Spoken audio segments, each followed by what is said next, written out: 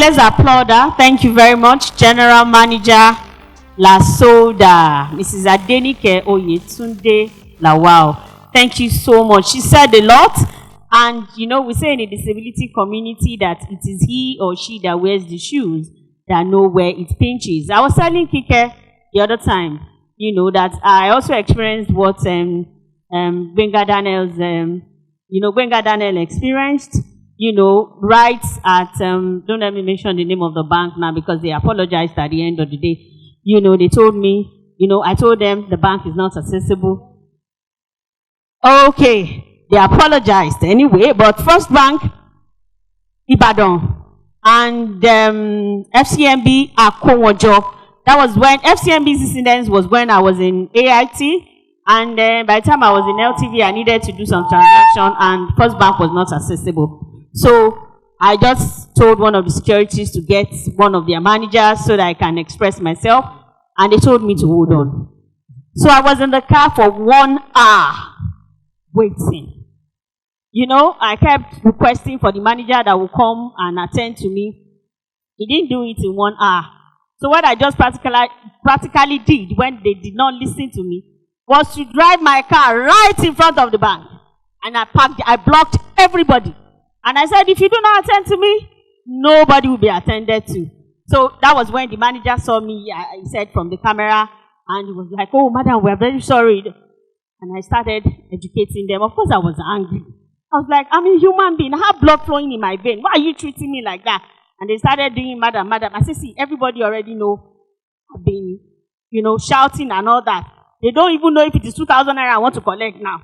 Security reasons. Anybody can just follow my car driving now. They won't know it's just something small that I want to collect.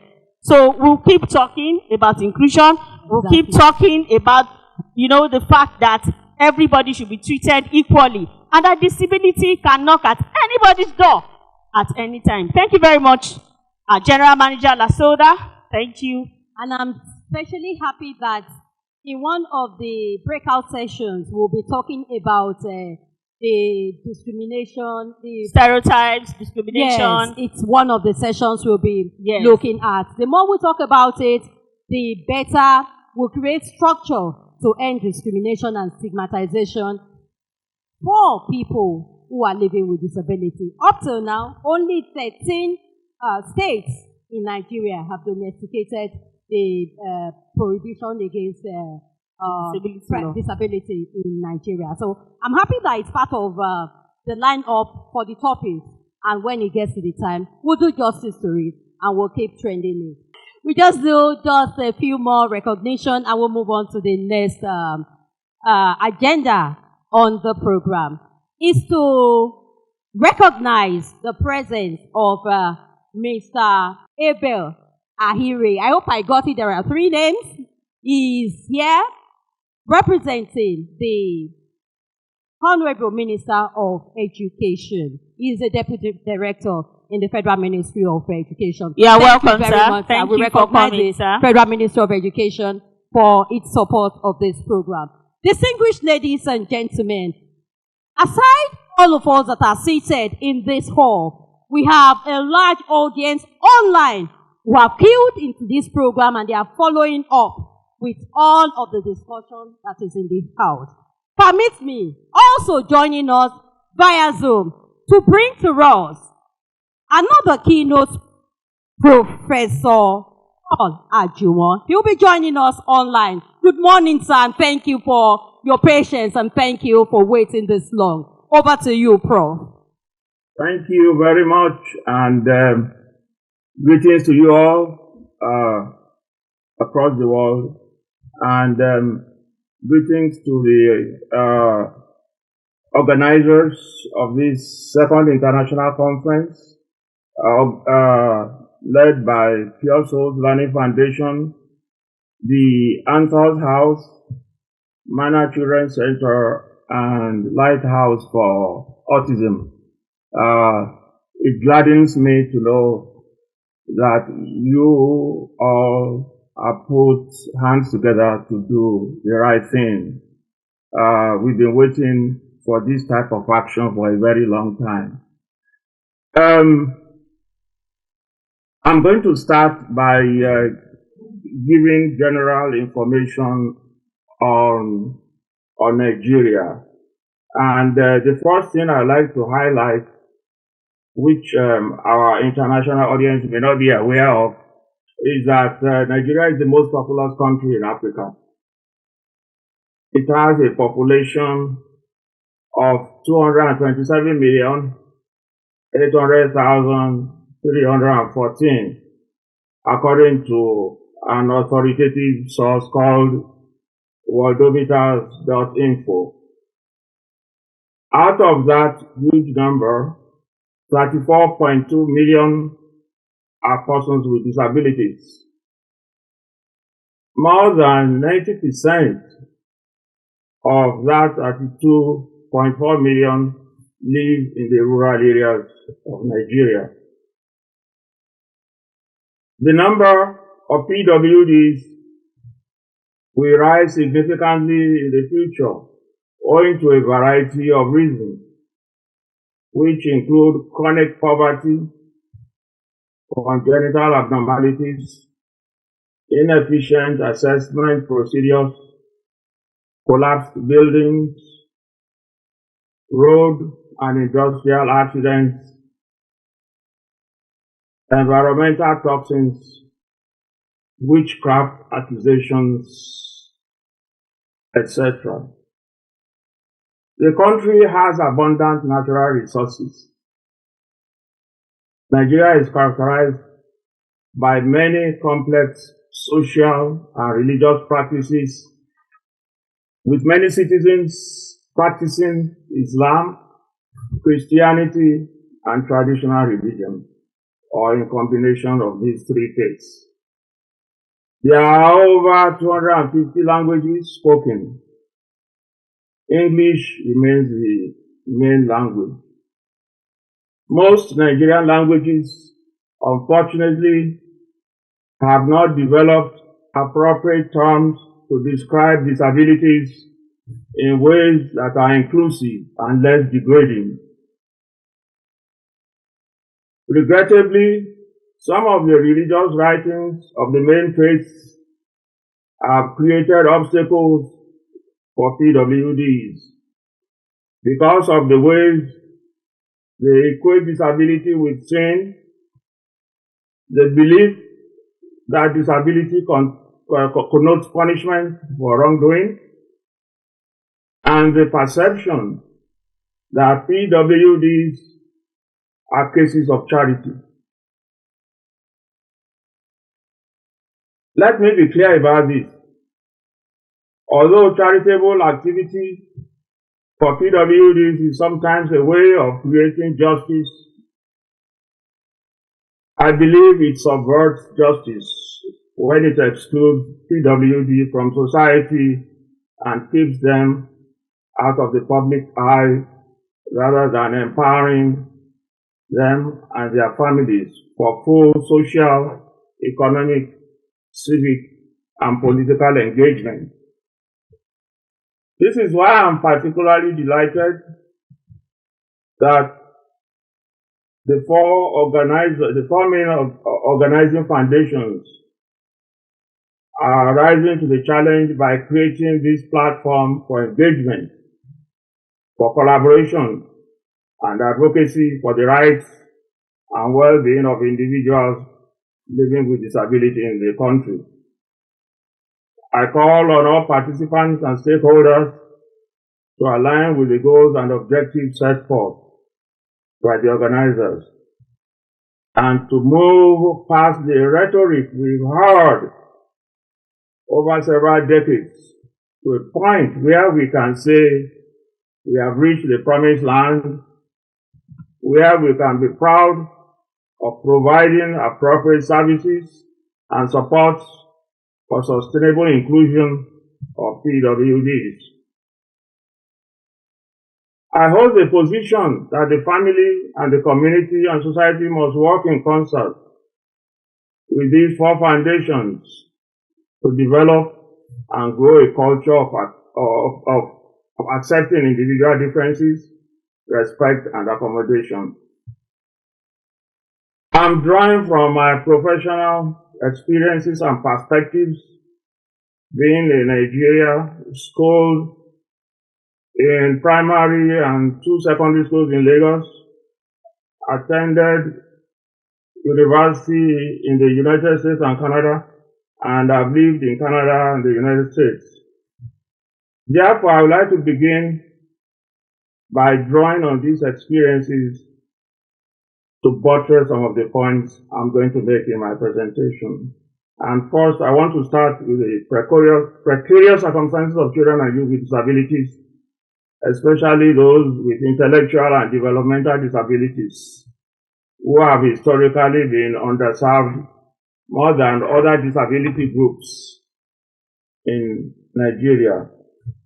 So what do we mean by intellectual disability? And I'm referring to the U.S. National Institutes of Child Health and Development. Intellectual disability, according to this institute, starts any time before a child turns 18.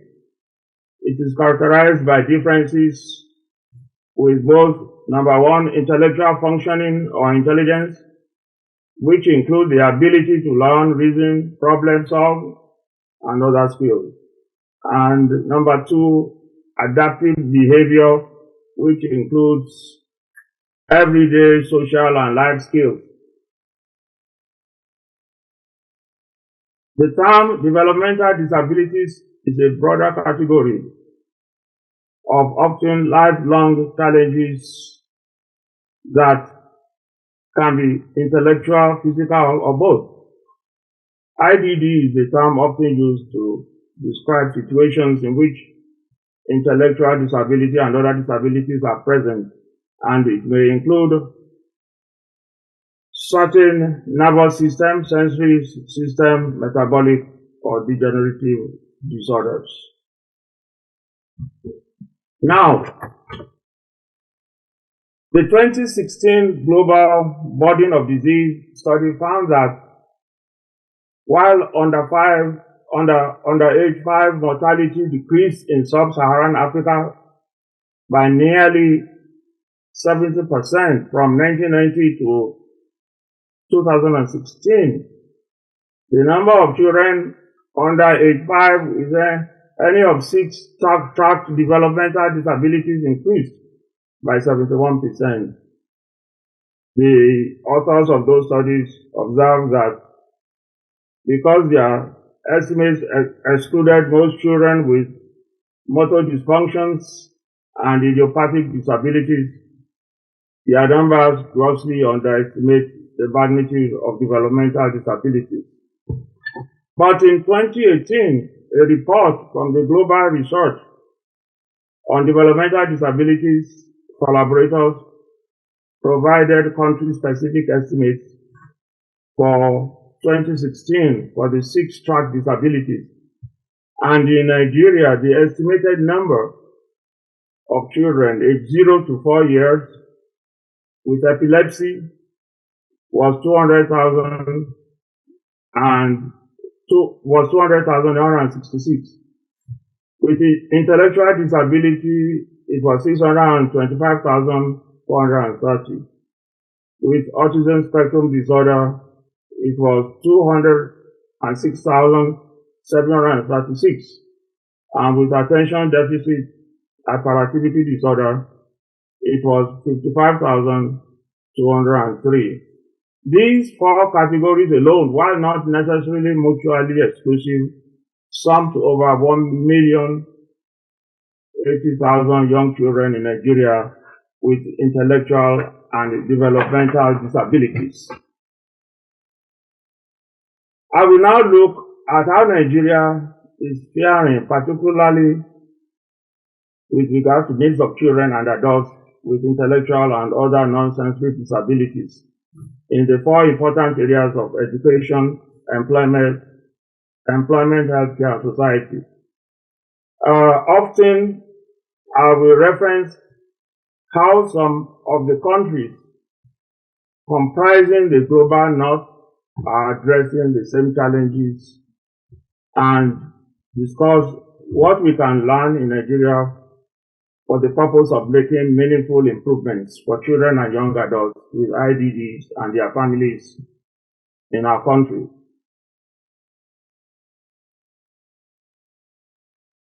The United, I'm going to now refer to the 2006 UNCRPD, which is the United Nations Convention on the Rights of Persons with Disabilities, because that gives us a solid framework to talk about legal rights, human rights, and so on. That CRPD maintains that states should provide equal opportunities for children with disabilities in an identical manner to other children and upholding their human rights and fundamental freedom.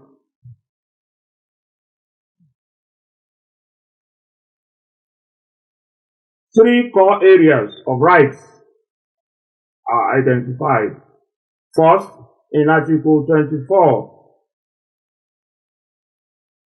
that article addresses the core area of education and includes several things. Number one, the right to education without prejudice to equal opportunities in life, inclusiveness and equal access in all levels of education. Free and compulsory, inclusive and quality education within the community at primary and secondary levels with reasonable accommodation. Designing alternative means of communication, orientation, mobility, and mentoring. Access to general tertiary education, vocational training, adult education, and lifelong learning on an equal basis with others, and the employment of teachers with the requisite training to educate persons with disabilities in all educational settings. Now, these are important areas that have been enshrined into Nigeria's policies as well. Second is Article 25, which addresses the core area of healthcare, purporting that the state should ensure that PWDs attain the highest quality of healthcare free from discrimination, and that provisions should be made for early identification and intervention. Third article that I want to reference is Article 28, which provides for an adequate standard of living and social protection, including 1, access to clean water and appropriate and affordable services.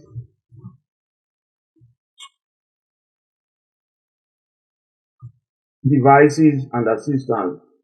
2, needs-based assistance for training, counseling, short-form care, and other disability-related expenses. And thirdly is access to public housing programs. On the continent, and specifically Nigeria, the African Union began the initiative that refined the CRPD that I mentioned previously. African Union drafted its own African Charter on Human and People's Rights in 2018. Article 16 of the Charter, African Charter, like Article 24 of the CRPD, addresses education of PWDs and provides that they should be able to explore their physical and mental abilities to the fullest without prejudice, but as a means of reinforcing the African values. Similar to the African Union's position, the Nigeria Discrimination Against Persons with Disability Act of 2018 includes the following key provisions. 1, A person with a disability has the right to an education free of discrimination or segregation. 2, a person with a disability is entitled to a free education up to secondary school level. The third point is that all public schools shall be inclusive and accessible to PWDs and shall provide assistive devices, facilities, and specialized curricula for their effective education. Number 4, and each public school shall have at least one trained professional whose training shall be highly subsidized to cater to the educational development of PWDs. In my opinion, and as a researcher and scholar who comes in and out of Nigeria to interact with the stakeholders, I believe the foregoing policy measures were designed to empower PWDs and their families and to sustain their inclusiveness and participation in society. But, and here is the but, the current harsh social and economic developments in the country have greatly diminished the effectiveness of these measures. I will now examine the state of education in Nigeria for persons with developmental disabilities and intellectual challenges. We in Nigeria know about the national policy on education and its mandate on school attendance for all school-age children. In spite of this mandate, one NGO, the Zama Institute in Abuja, reports that only 2% of Nigerian children with disabilities are enrolled in school. The NGO, like other concerned advocates and researchers, suggests that educational policy has failed to be well implemented due to lack of resources and funding, inadequate teacher training, continuing societal stigmatization of PWDs. But there are other factors which explain school participation of PWDs, not just of PWDs, but all Nigerians. The last demographic and health survey in Nigeria, conducted in 2018, showed remarkable variation in female education. Nationally, 40% of girls aged 6 to 9 and 24% of girls ages 10 to 19 had no years of formal education. Among all females aged 6 and above, 48% of rural females had no formal education, compared to 20% of urban females. The rates of no formal education track closely along geographic lines, ranging from a high of 57% in the northeastern zone to a low of 11% in the south-south zone. The northern region of Nigeria is predominantly Muslim, while the southwest has a large Protestant and southeast has a largely Roman Catholic following. It is likely that religious views influence the value that families place on education, especially of girls and children with disabilities. Household wealth also tracks closely with no formal education among females aged 6 and above, ranging from 75% in the lowest household wealth quintile to just 7% in the highest quintile.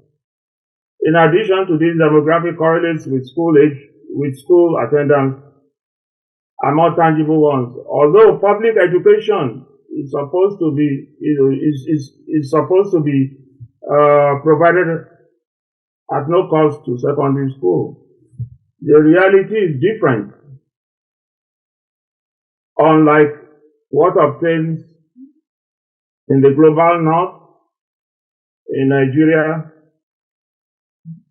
books, uniforms, transportation, and even school desks are often left to the parents to provide. Families from lower income may be forced to prioritize which children they will send to school and for how long, based on the child's anticipated ability to succeed and contribute to the overall well-being of the family in the future. So, what that means is that children with disabilities are less likely to receive an equal share of meager family resources. I think we all know that, and we have to be realistic about that. Let me talk about models of education for our international audience. Models of education in Nigeria. Some states in Nigeria have public schools which exclusively serve students with disabilities, particularly the sensory disabilities of vision and hearing impairments. Other public schools have separate classrooms for students with special educational needs. Typically, and from my interactions and research work, students with IDD are cared for in homes. For instance, the Beth Story homes in Apapa, Lagos, in Zaria and Kano.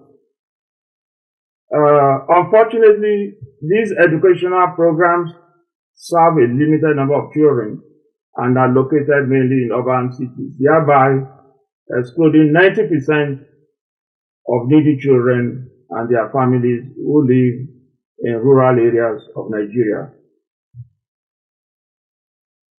I will now talk about specialist teachers and how they are trained with regard to children with IDD and other disabilities.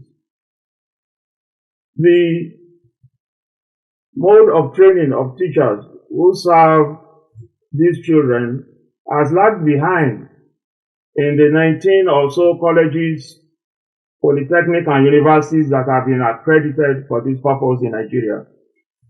In fact, it is common knowledge that 90% of these trainees do not choose special education or rehabilitation as a first or second, but rather as third choice on their JAMB application.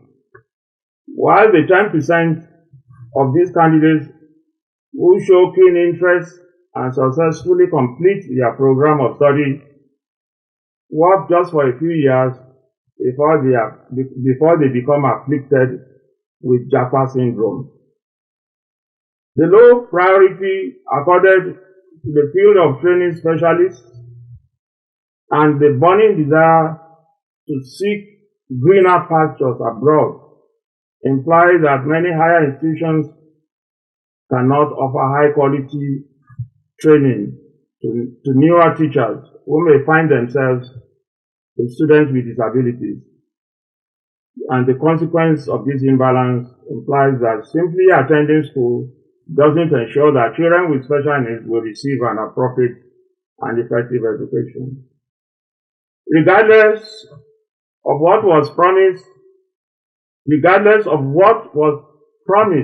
in the Discrimination Against Persons with Disabilities Act of 2018 and in Section 7 of the National Policy on Education 2014, many public and inclusive schools still lack the specialized equipment, the specialized facilities, and importantly, the qualified teachers needed to level the playing field.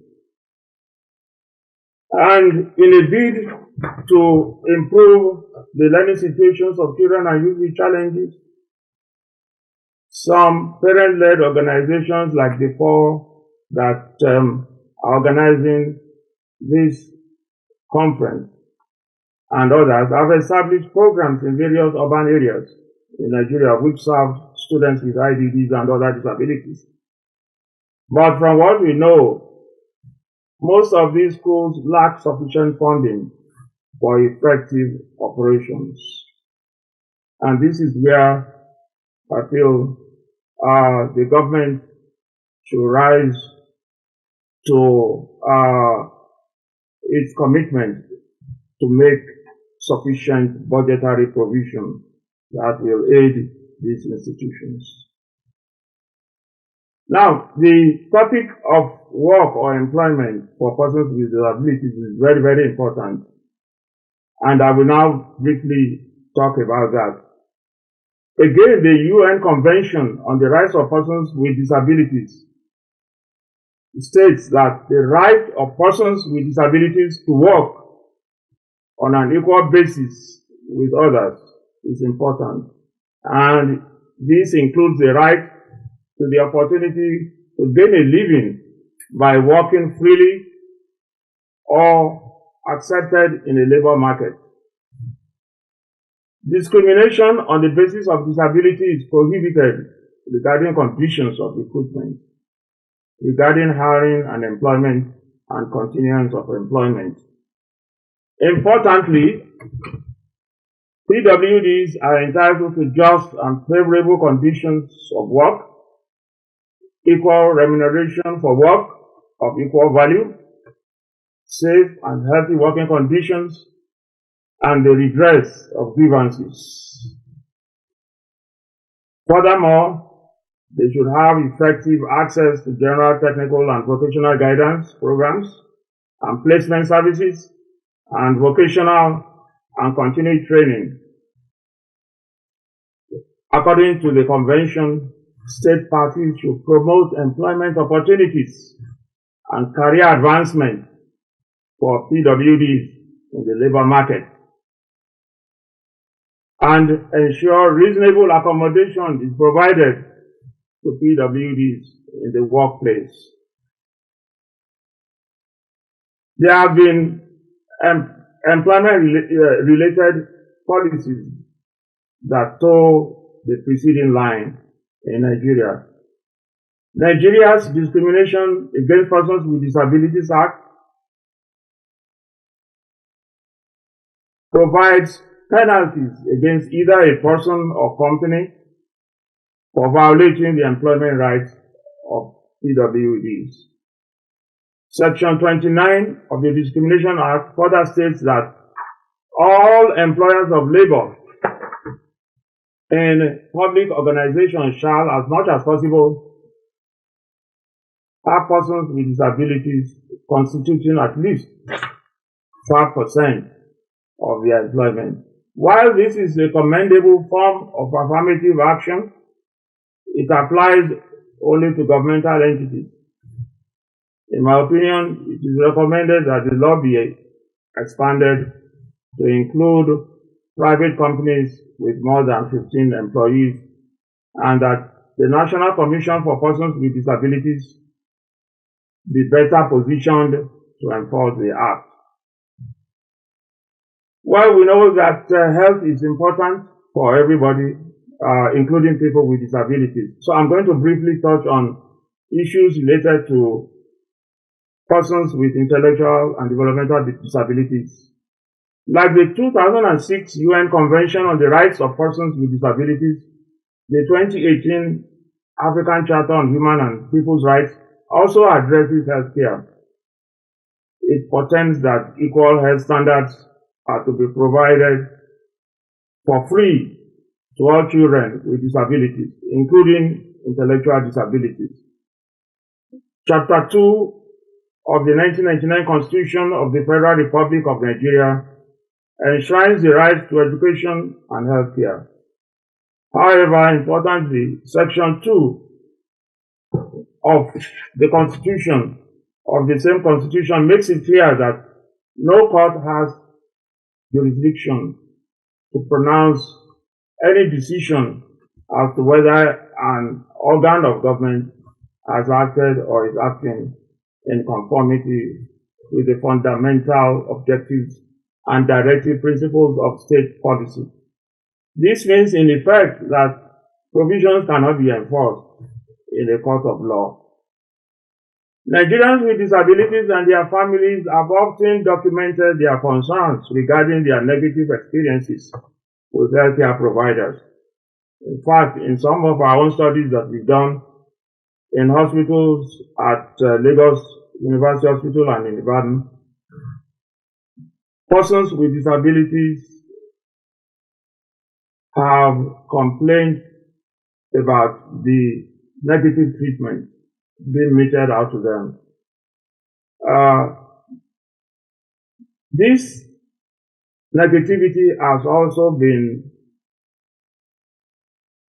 collaborated by the report of the National Baseline Survey on Persons with Disabilities, which, interestingly enough, was funded by the Federal Ministry of Women Affairs and Social Development in 2011.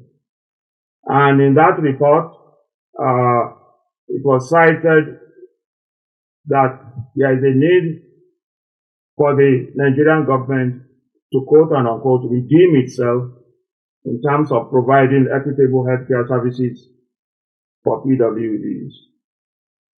These PWDs are faced with higher incidences of both communicable and non-communicable diseases. In my opinion, this is an urgent and important human rights issue, given that persons with disabilities die earlier. So what is the situation in which families of these children and their siblings find themselves? And this is the last point, and a very important point, very important to me and should be very important to all the stakeholders that I want to discuss. Families are very important to the upbringing of our children, including those with disabilities. In 2012, we published a paper based on findings from families of children in Nigeria. They completed a quality of life survey and they participated in group interviews. A third of this family identified caregiver burden as a primary stressor due to both lack of available home care assistance and unaffordability. Affordability was also seen as a limiting factor in obtaining adequate health care and medications for children with disabilities. Many families told us that as a result of the difficulties, they had to rely on services from traditional healers. Many also stated that poor attitudes and lack of information from health professionals hindered their well-being. On a positive note, though, most respondents that we interacted with described supportive relationships with nuclear and extended family, which were particularly strong in families which practiced their religious faith and followed traditional cultural values. In that study, we noted that Western society has challenged complex social relationships present in traditional Nigerian cultural roles and eroded traditional family values. These attitudes spill over to the community at large, resulting in stigmatization or simply indifference. One respondent suggested that the best approach to enlightening the community about disabilities was to proactively involve their child in community-based activities. Disability-related support services were identified in three categories, which I will discuss briefly. One is professional,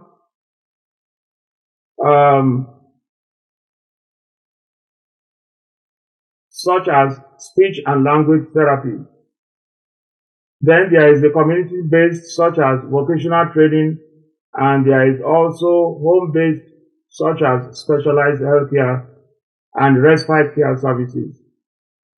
While cost was the major obstacle, the difficulty of transporting their child to a service location, even when available, was an often reported barrier.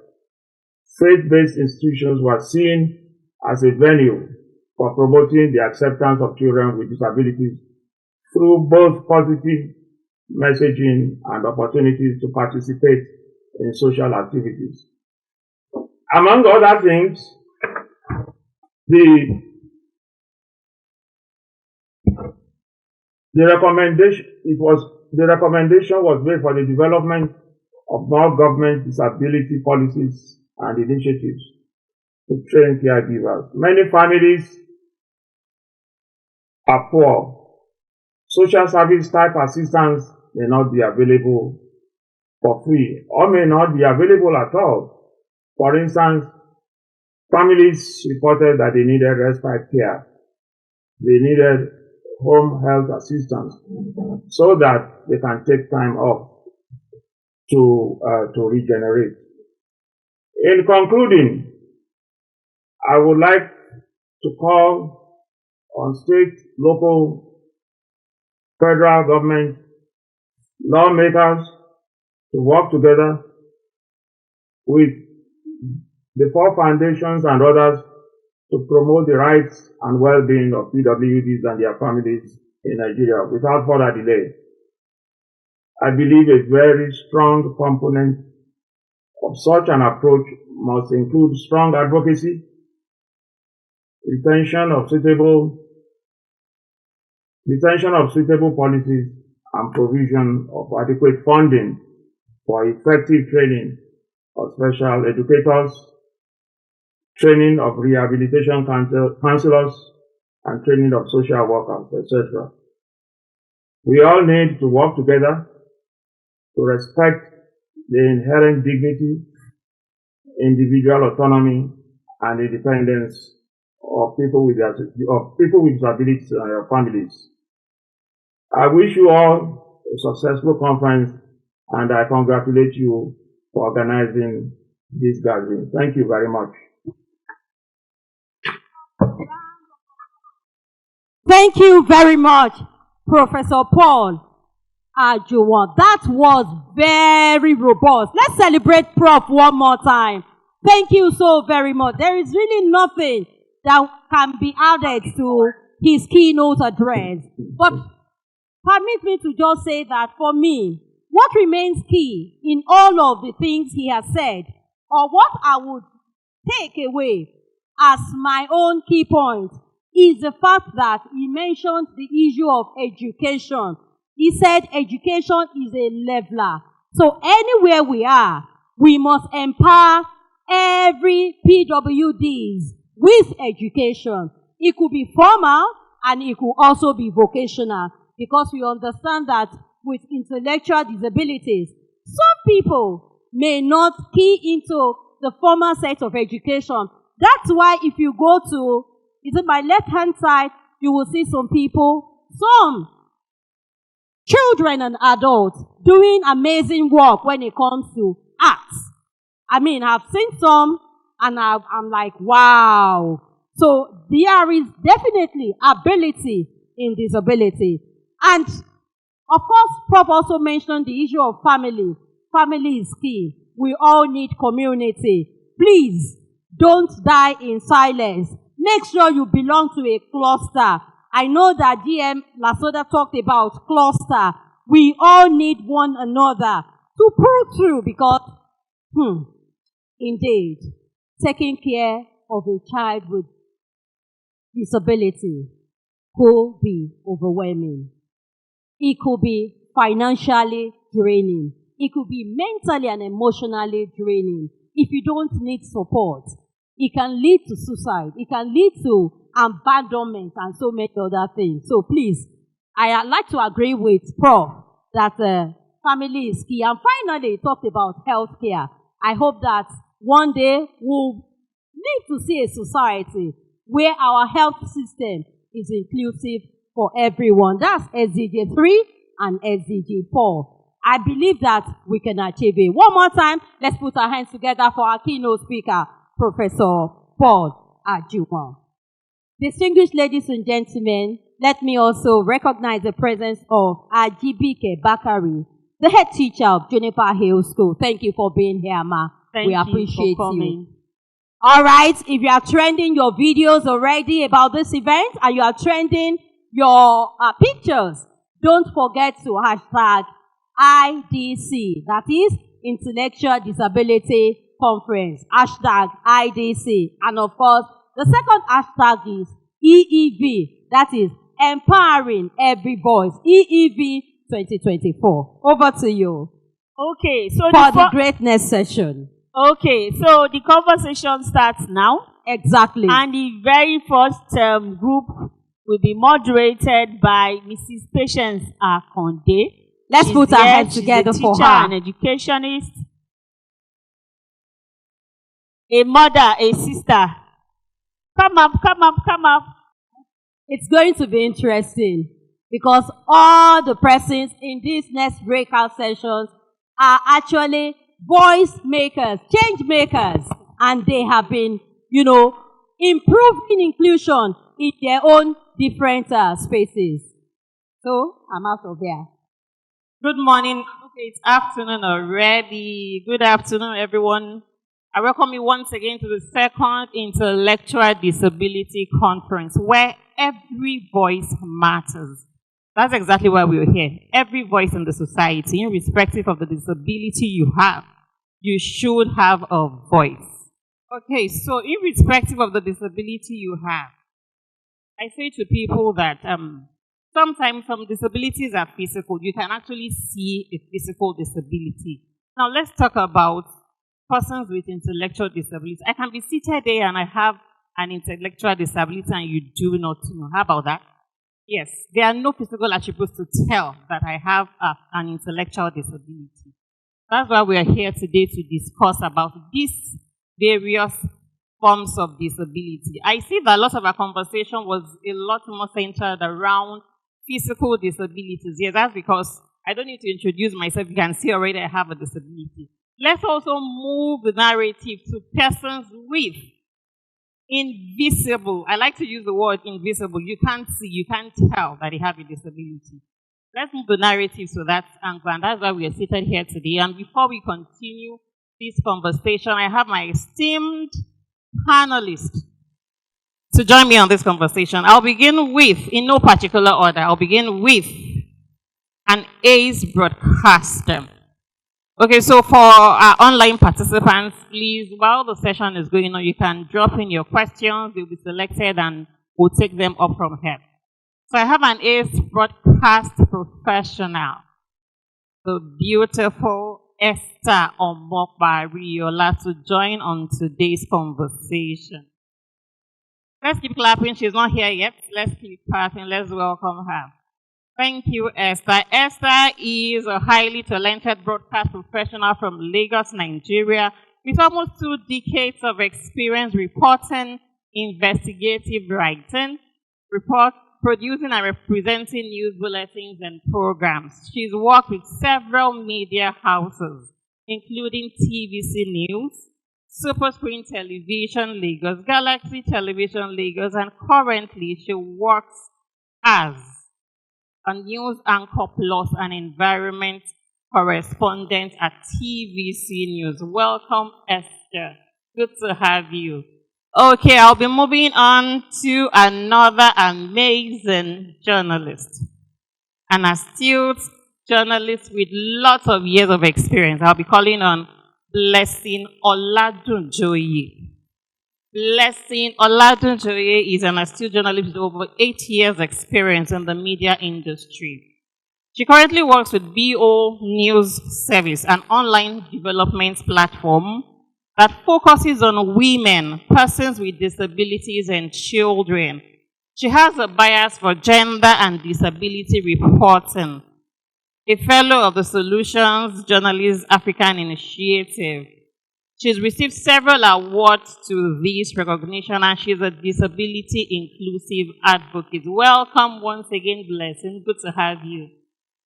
Okay, we are moving on to another important member of this panelist. Okay, I have to call on Damilola Banire, a phenomenal radio and television broadcaster. a multiple award-winning television and radio broadcaster, mediapreneur, event host, and lots more. She's got over 14 years of experience and diligently worked with different media broadcast stations. Banire is an SDG advocate, a volunteer worker at Being Foundation, and a director at Lark Island 24 Entertainment, and the CEO of the Zemba Concept. Damilola, you are most welcome. Good to have you on this media roundtable. Okay, so we have a gentleman amongst us, a very gentleman, the last man standing and the only gentleman in this conversation. I would like to call on Mr. Sunday Aikulola. Mr. Sunday Aikulola, that's such a privilege to be the only man amongst us here. Welcome, Mr. Sunday. Mr. Sunday is a correspondent with the Guardian newspaper with over a decade experience in the media industry. He's also a member of the Nigerian Union of Journalists, a social science researcher, also a mentor with the Tony Elumelu Foundation.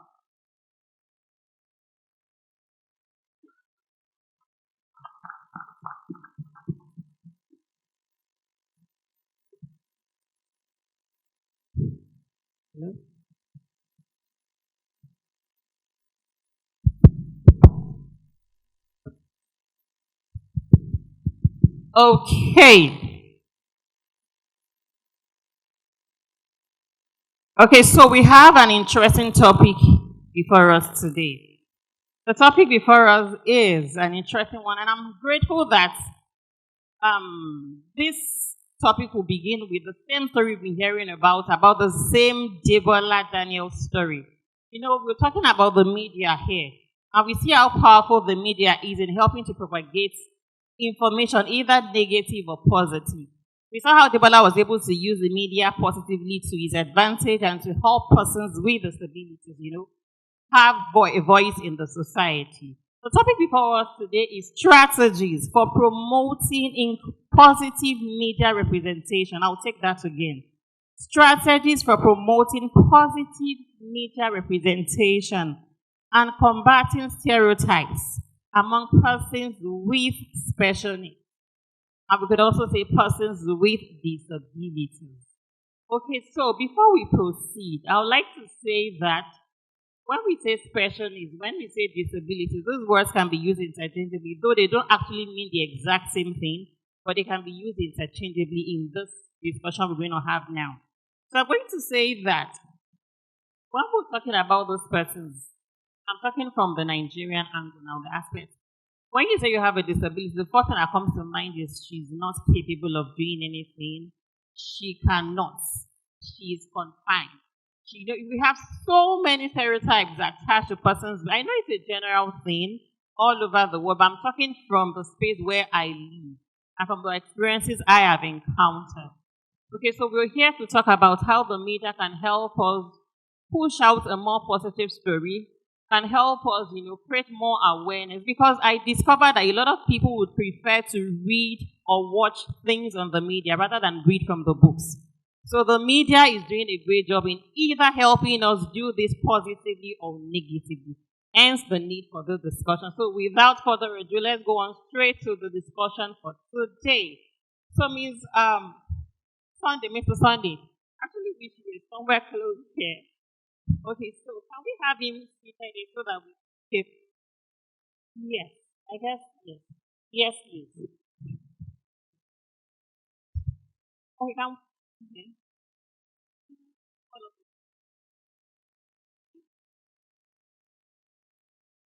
Yes, I think I love him. Can we bring all the chairs here? It's okay. Okay. Yes.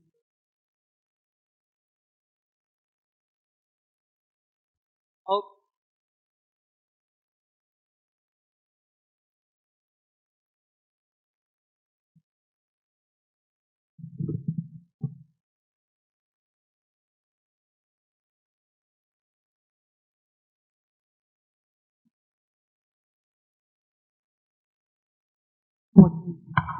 Okay. Okay, so Mrs. Sunday, this question is for you. Okay, so can you tell us how you work with the print media? And we see a lot of publications online. I want to assume that all print media have a platform, a social platform, where even if you don't have a copy of the print, you can read on the social platform. So how does your media define positive representation of persons with disabilities? Okay, good afternoon, everyone. It's a great honor to be here. In defining positive representation of persons with disabilities, the media is changing the narrative. We are giving voice to the voiceless. We are amplifying their voice. For instance, during the last general elections, we stressed the need for the persons with disability. We educated them on their rights. They can vote and be voted for. Simply, on the other hand, we also did education. We educated the masses on international protocols on rights of persons with disabilities. These protocols include, like Prof mentioned earlier, every person with a disability has the right to participate in political and public life. State parties shall take all appropriate policy, legislative and other measures to ensure these rights on the basis of equality, including undertaking facilitating systematic and comprehensive civic education to encourage full participation of persons with disabilities in democracy and development process, including by ensuring civic and voter education materials are available in accessible formats. So the media is driving the change. The media is changing the narrative. The media is giving voice to the voiceless. The media is setting the agenda. Thank you. Thank you, Mr. Sunday. Okay, so if you have questions, please, you can write in your questions, and online participants, please drop in your questions in the chat room. Thank you, Mr. Sunday. I'll come back to that. I'll come back to ask you a question on that. Okay, so moving on to Miss Blessing. Okay, so you work with the BO News, and you were focused on disability inclusions of persons or women and children, yes. That's where your focus is. Okay, so I'm going to ask that what specific actions or initiatives has your media industry taken to promote positive representation of persons with disabilities in creating your content? Thank you very much. And let me say good afternoon, everyone. It's an honor to be here to be speaking to you all. At BO News, we're specifically focused on gender issues and disability issues. So in every subject that we discuss or that we produce content on or about, we mainstream disability and gender in it. And we're also big on the issue of human rights and social issues as the way we promote disability inclusion. So for instance, there are different models of disability, which you all know.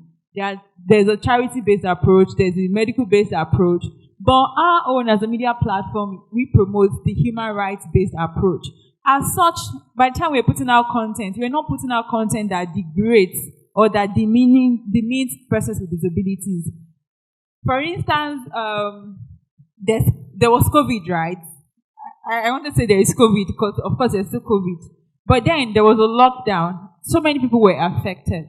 So many issues were out there. At that time, by the time we were reporting, and people were really stranded, people needed support a whole lot. By the time we're making demands to say persons with disabilities needed support, we're not putting out to say help them, help them, help them. Yes, they needed help. But by the time we're selling the narratives, we're selling it in a positive perspective, and we're not saying persons with disabilities are less human. So we're portraying them in a positive perspective. And the way we design our content as well. You're designing a video, for instance, a particular video that we did during COVID-19 as well, which was specifically about women with disabilities, trying to talk about messaging, because messaging at that time was also important. Trying to put out the right narrative out there about COVID-19, what people should do, and we engaged different disability clusters at the time. And there was a video, of course, we engaged women with disabilities across Nigeria. We couldn't go out there, so we asked people to send in their videos.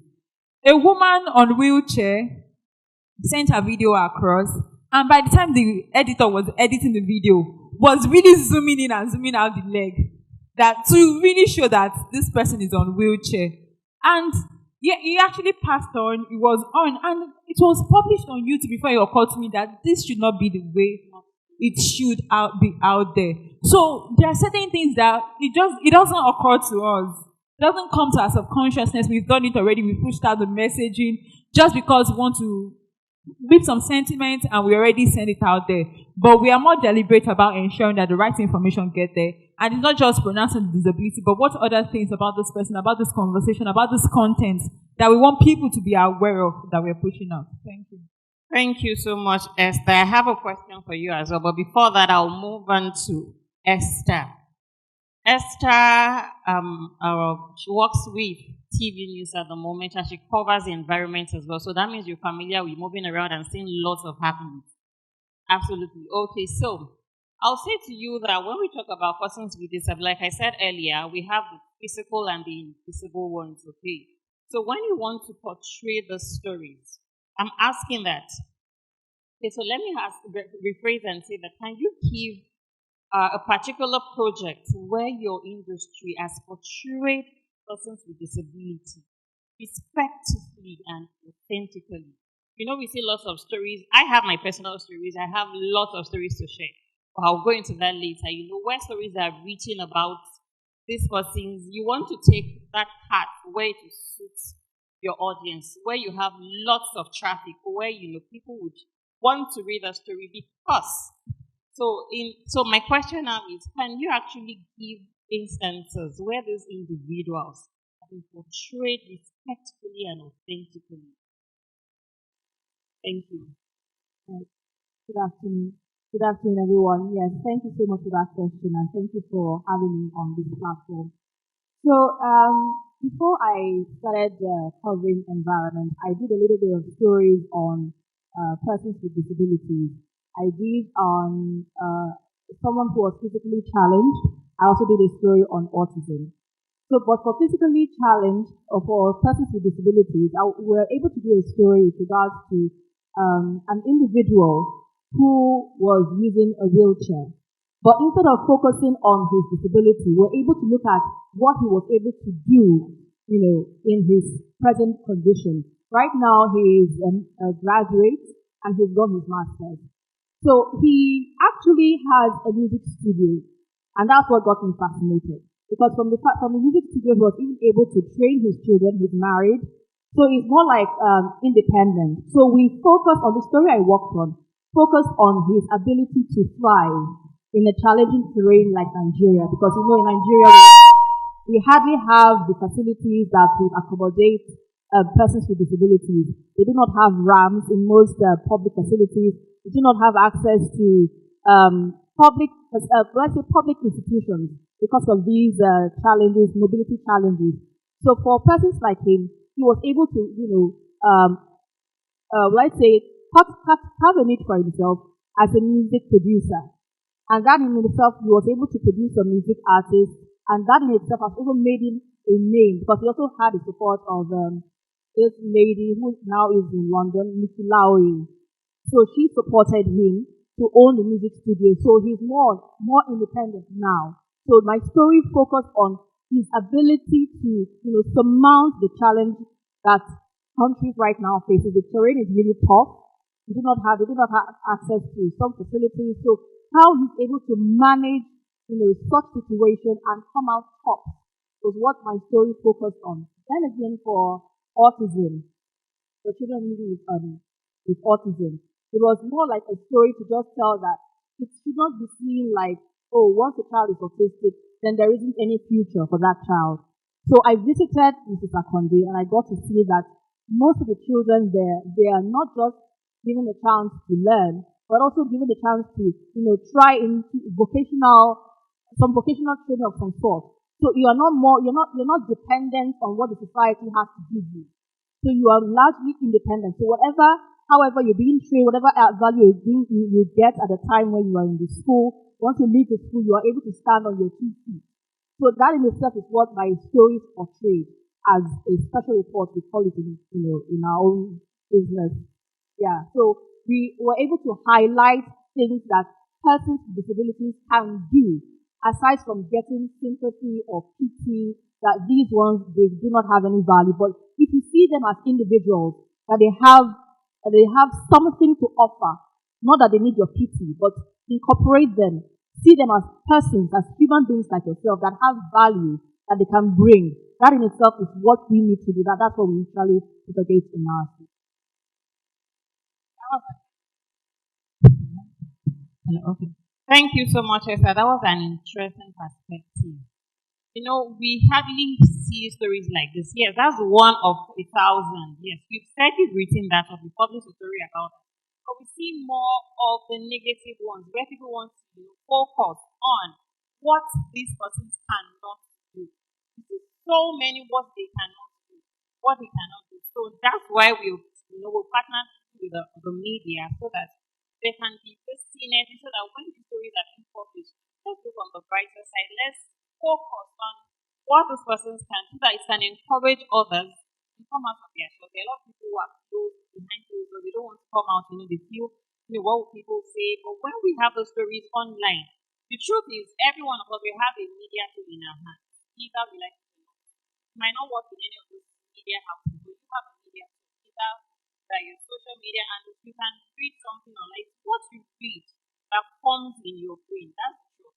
What you get to see in the media, that's where the stereotype begins from. So the media should help us push more narrative and awareness, and it will help us have a more inclusive society. Thank you so much, Esther. Okay, so going on to another question I have is, there was a time I was interviewed, the story was written about me, and when the story was published eventually, a lot of things were changed from the story. A lot of things I did not say were published. Of course, I was not happy about it. So the story centered on what I do as a person with disability.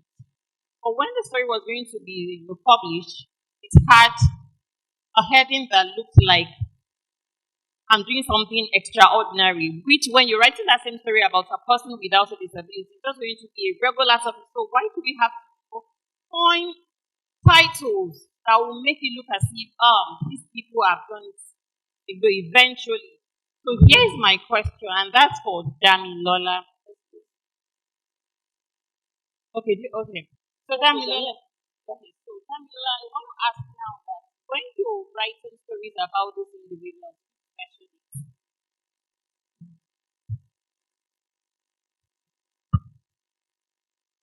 okay, so when you're writing a story about persons with special needs, do you actually take proper permission from them? When I mean permission, you want to say video because she actually mentioned something about that. You want to cover a story about a woman who is breastfeeding a child. For a regular person who has no disability, you just say, oh, she's just there a child. But in a story of a person with a special needs, you want to go all out to prove a point that these persons can actually breastfeed. So because of that, you capture scenes or clips that should not be shown to the public. And you do not care how those persons feel. You want to show the sensible part of herself because you actually want the world to know that she actually fed this child herself. So my question now is, do you actually from those persons before publishing theirs? When I say permission, I'm sure you understand what I mean. Thank you, Damilola.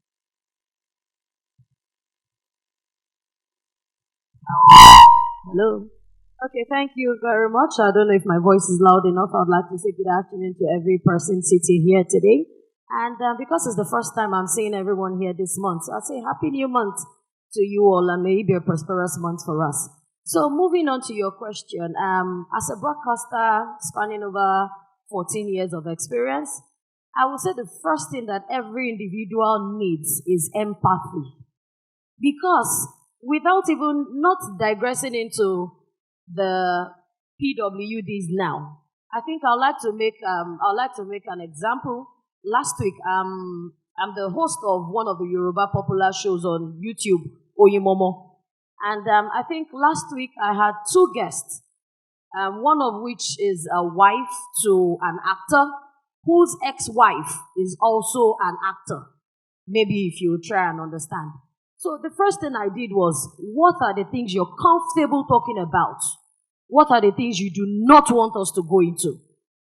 The second person is also an actor, and I discovered that, the video is online, and I asked her a very simple and precise, straight question. If she had done so, and so. And her answer was yes. And when I saw that interview on a blog, the interview, I was the presenter. When I saw it on the blog, it was not what we even talked about that was published as the headline. It was disheartening to me. And she sent me the blog. And right there on Instagram, I was like, Jesus, how did we even talk about this at all? So now looking at people living with a form of ability, like I see it, not disability. Because in every disability, there is an ability we choose not to look at. And that's what I see. And that's why I say, for broadcasters, for as persons, empathy is the first thing we need to bring on the table. A lot of people are dealing with a lot of things in a lot of ways. But if you have not put yourself empathetically in their shoes or to reason alike like with them, you are just going to do things on your own volition. So it is appropriate that you ask. I do.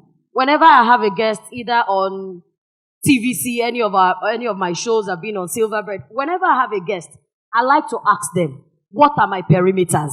Because I would not also want you to be dragged because of my profession. I'm not one of the, I tell my producer in the studio that I'm not one of those presenters that are looking for clout. I just want to do my professional job and leave it. So sometimes, yes, it affects some of us when we are trying to look at, what caption seems right, what caption will be catchy, and we throw cautions to the wind. So sometimes when I hear, NBC is about to sanction, I'm like, we will learn by force. So many a times, we need to first of all put empathy on the table, irrespective of whoever, gender difference, ability difference. You owe yourself the duty to ask this person that has come to you what he or she is comfortable talking about. So that you know that at the end of the day, you have the person's trust that, this person spoke to me in such manner, and I know it is not this person that would have betrayed me. So yes, I do ask for permission, and I always tell my other colleagues, ask them what they want to talk about. Back to the interview I mentioned, we talked about this particular actor's ex. And after the show, she said, damn it, I just didn't want to cut the interview. My husband had categorically said I shouldn't talk about his ex. Do you understand me? Do you know that we had to shoot that interview all over again? We had to plead with her to come back to the studio, that we were going to take care of whatever logistics it was, and we were just going to do away with that very interview. Why? Because I was caught in the web of, I have a producer who handed me a series of questions that I thought they must have clarified with the person, asking her boundaries and permissions. But later on she said, it was because I heard your name as the presenter of the show and I know your pedigree. That's why I came. And I took it upon myself to tell my producer that, you know what, this cannot fly under my name. I won't do it. There are certain tenets that I won't cross. It's just for personal reasons and, of course, to also show sympathy and solidarity with whoever is with you at that particular time. Thank you. Thank you so much, Damilola. Honestly, I'm really blown away, and I feel like letting you keep talking and talking. Talking about empathy, that, as you just mentioned, is one of the key things to, consider or think about when talking about persons with disability. Empathy is just simply putting yourself in their shoes. Just assume I am the one with this disability, with this specialness. How would I feel if I see a story about myself? She gave a perfect example, a very perfect one. Thank you so much, Damilola. I'm coming back to you as well for further questions. Okay, now let's talk about stereotypes. This is one aspect where it's very personal to me because I've experienced lots and lots of that, and I'm sure persons with disability can tell to that as well. So when we talk about stereotypes, it's basically just assumptions people made. It's something they just made up in their head, and they are comfortable to believe that is the fact and that's the truth, and people live on with that. So here are some stereotypes associated with persons with disability. You hear people say that, he's very slow, he's retarded. You hear words like she's confined to the wheelchair. You hear words like she's not capable of doing, these titles can be very emotionally, draining for those persons. You want to address me, see me as an individual first before that disability. I say it all the time, person first before the disability. So whatever it is a person has, address me first before you even see my disability. So here are the things I'm asking you, and this question is for you, Esther.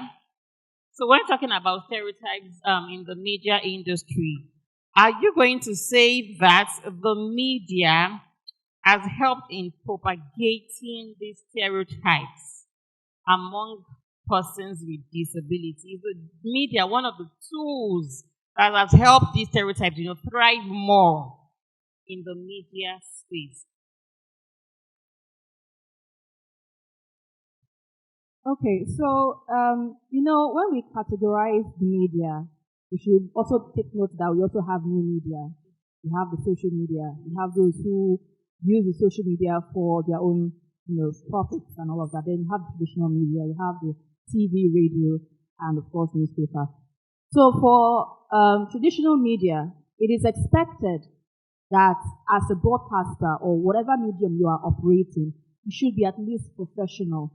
Professional in the sense that whatever story you are telling, it should at least carry the value, whatever it is you're telling. If you're talking about a person with disability, rather, apologies for that, you should be able to know that there are some certain terms you would use. It's not permissible to go on air and, publish stories and expect it to just go without anyone's attention. Of course, it will attract some attention on the part of the editor, on the part of the news producer, or even NBC. That is just going extra.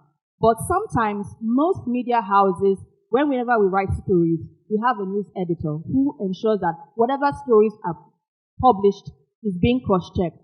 For instance, a news reporter went to she did a story on persons with disabilities, and she didn't know the terms to use. She wrote persons living with disabilities. So that in itself, the editor saw it quickly and told her, no, this cannot fly, we cannot do this, because if we do this, it will attract not sanctions, but concerns from individuals who represent this group. So if we're to do it, let's do it properly. They are being identified as PWDs and not PLWDs, or disabled persons. You don't call them disabled persons because they are able, they can do things. So you call them in the right term, which is PWDs, or you want to call them people with special needs. So these are the ways we go about ensuring that our stories do not have a particular stereotype. That when you hear stories coming about with someone who is not physically able to a sense, you don't go around saying, oh, she is walking with she walks around with wheelchair. She is blind, or he's blind, visually impaired. These are the terms that are mostly abide by whenever we're writing such stories. But when you talk about social media and those who do things for the sake of, clout chasing or trying to gain traffic, they sometimes throw caution to the wind so that they can be able to get the traffic to their platform. So that's why some have called for the regulation of the social media space, so that we can have a little bit of sanity when telling such stories with regards to persons with disabilities, apologies for that, and also other areas that requires attention, so that we are not just telling stories, we're also informing our audience in the right manner, so they know that there are people like this among us, and these are the ways we should see them. We shouldn't see them as though they have a challenge, but they have something that we should appreciate. So that's what I would just say about that. Thank you so much, Esther. And we're looking forward to the day where we'll have someone with autism, someone with Down syndrome read the news to us. It will be an amazing thing to see. Yes, that's what inclusion is all about. Yes, we want to see all of that, not leave them to work behind the scene. We want to see them. Yes, we hear the word slow. Let's be patient to listen to can we see what BJ did? BJ, and yes, even if he was going to take us through 4 verses of the national, we are going to stay by and we're going to sing. So that's what inclusion is all about.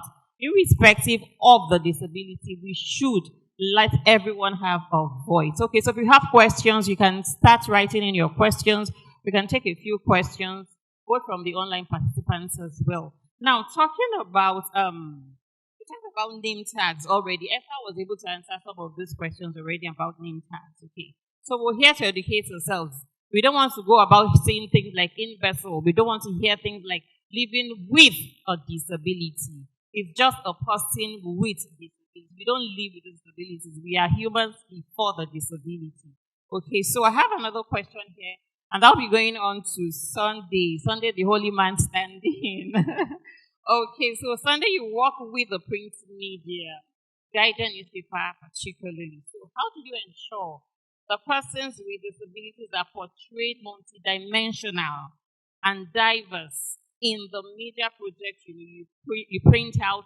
I would think just not print out. You also have a social media platform where you showcase these things.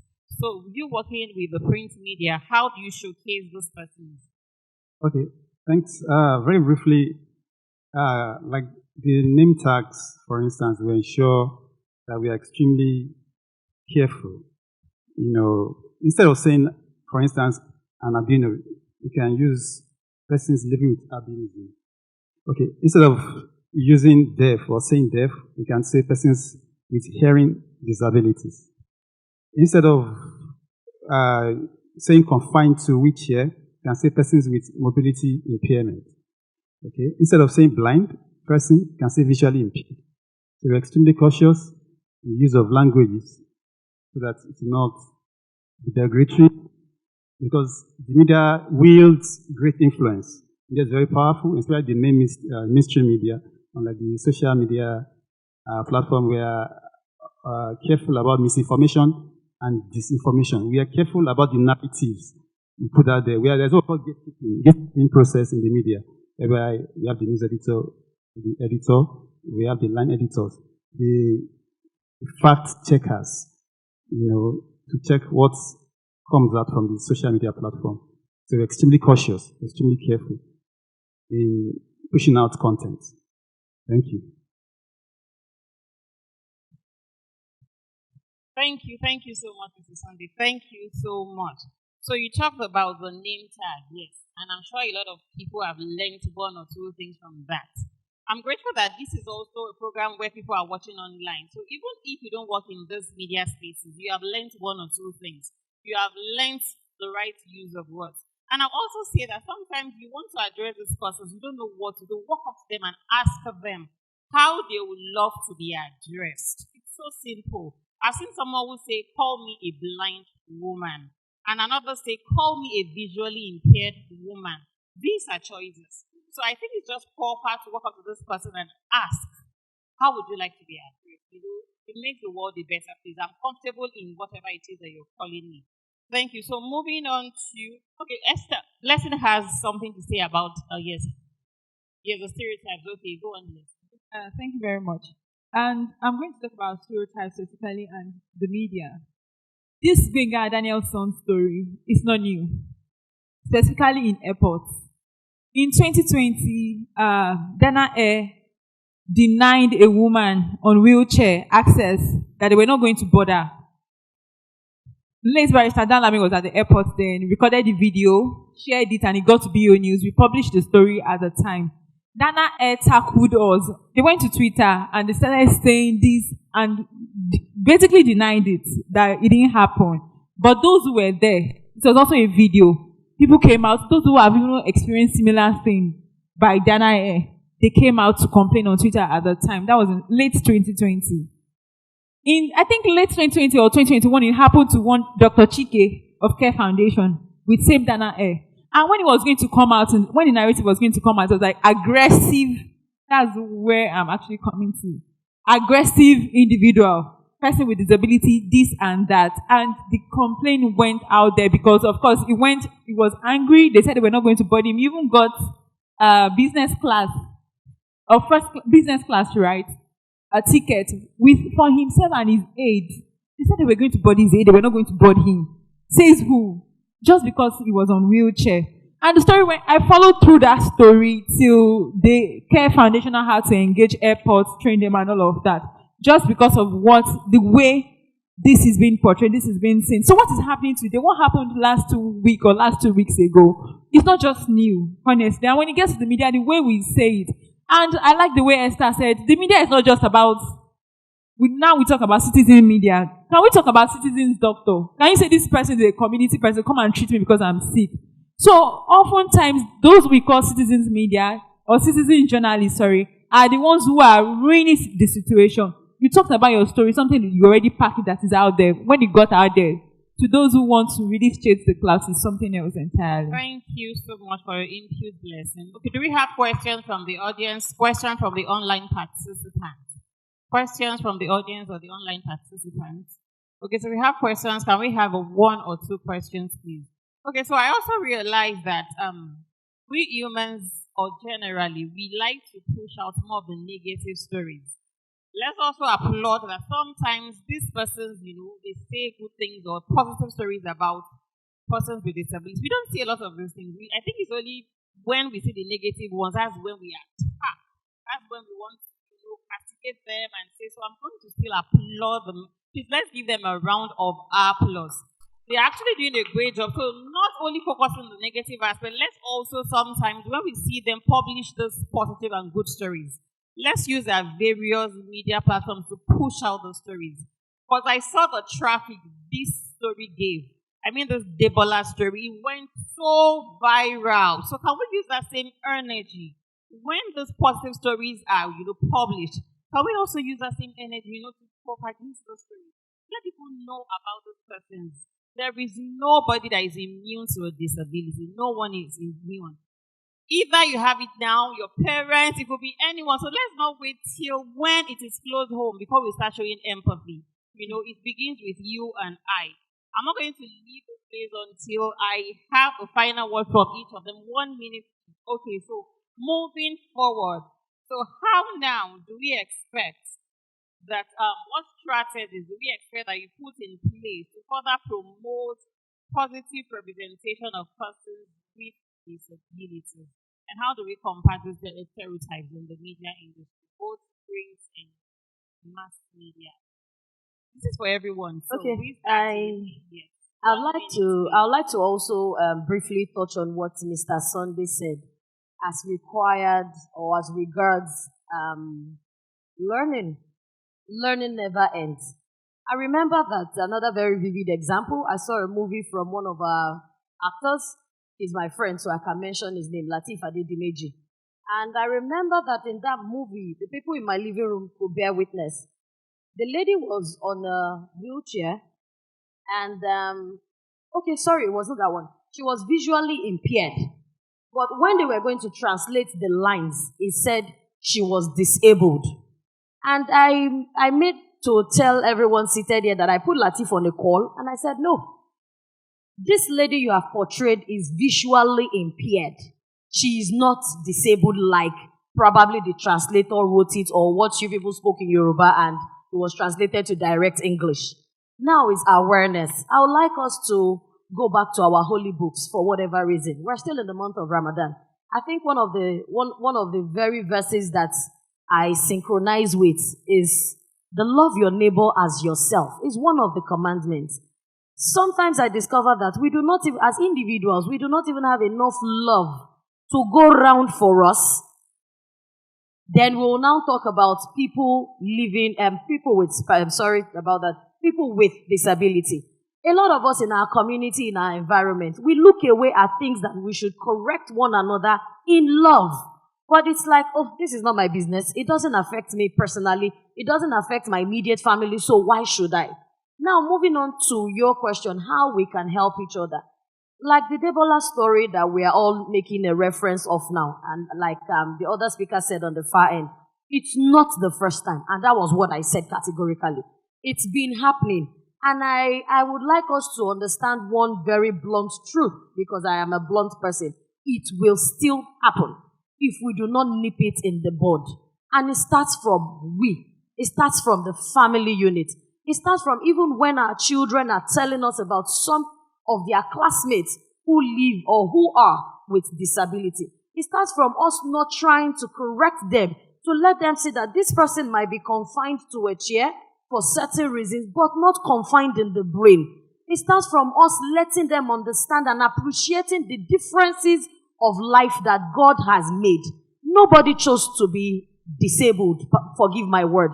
Nobody chose to be. We came into life as human beings first. Like I tell people, I'm a Nigerian first before I became a Yoruba, before I became a Christian.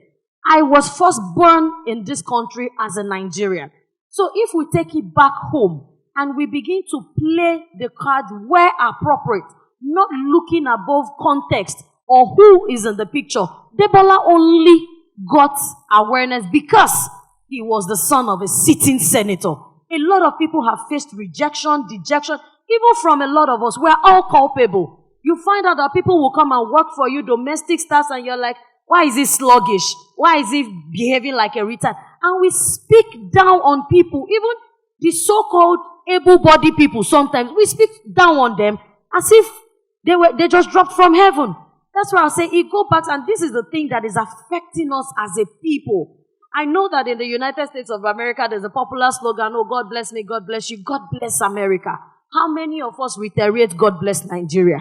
We are quick to curse. We are quick to the negativity. We are quick to the things that dampen us. Things happen to everybody in different perspective and ramification. But if we do not nip it in the bud, that's why I said learning, it starts from cradle. When your children are growing, let them have friends who are people with disabilities. Encourage them to see the brighter side of people with disability, regardless of gender, regardless of who their father or their parents are. It starts from there, then it transcends into adulthood for us. Because most of the thing we grew up to know, we knew it from cradle. It didn't just drop in our head. I remember one time like that when I was with Orisun TV about 8-9 years ago. I wanted to explain the shape of somebody's head. I'm sorry. And because it was in Yoruba, the context was quite different from what I wanted to put out there. We were talking about, how our parents, when we give birth to children, how they always want to shape our head. Okay. And I discovered that I was really struggling. And I said, Oriti Oda. In my head, I'm like, no, now, the shape of head. So awareness, sensitization, training, education, it goes a long way to help us accept everybody as humans first before disabilities. Thank you so much, Damilola. Honestly, she has said everything. She has summarized everything I have to say. She's done the work. But there's something you must go home here with today is that you seated, high seated, we are all media persons, either through your social media, Facebook. Let's use these platforms positively. We all have it. So I'm sure if I say raise up your phone, some people have 3 mobile phones, Let's use these platforms positively. We are not limiting this to only the media persons. No, we all have the blame. We all have the blame. Even persons with disability themselves. Sometimes the way they portray themselves, you can actually say, hey, why won't people talk to you about, why won't people say this about you? So we all have the work to do. It's a collective thing. So let's have this connection between the media persons that are here and those listening wherever they have. I know from this day forward, we'll be seeing a lot of changes on the social media space in our various communities. Thank you, everyone. Thank you for having me. Okay, I'm writing up with this for that. Don't wait for disability to happen before you take charge. Be that voice in your community. Be a voice in wherever you find yourself. Be a voice. Thank you very much, everyone.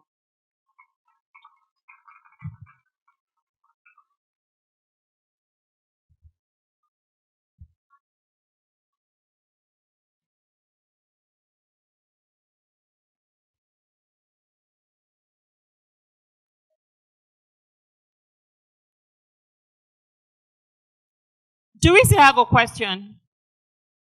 Okay, so we have a question. Yes, please come forward.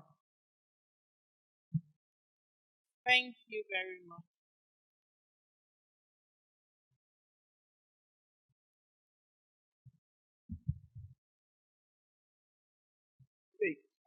It's just about something that she said. She said with disabled people, and then she apologized for it.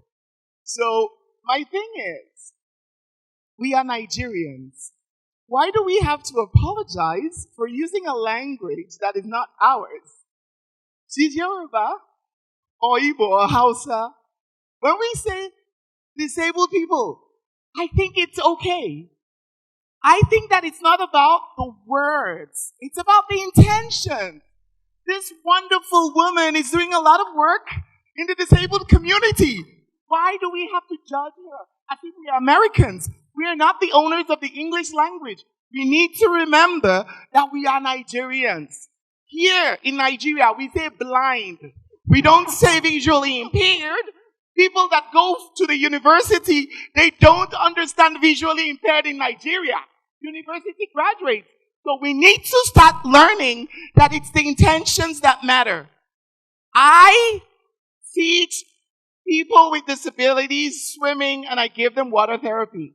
And this is the first thing I taught them, because once we were saying something and the girl got upset over something that somebody else said, I said, if this person is not that important to you, why do you get upset over what she says or what he says? So we need to learn that we are a different people. It works in America doesn't mean it has to work in Nigeria. Our language is not English. Our language na Igbo, Yoruba, Hausa. In Igbo, in my language, I na offer Ndisi. This means that they are blind. And it's not with a bad intention, because they have a whole way that they help people with disabilities. So, if I don't say people with disabilities and I make the mistake of saying disabled, it is okay. Please. That's all I think. Thank you so much.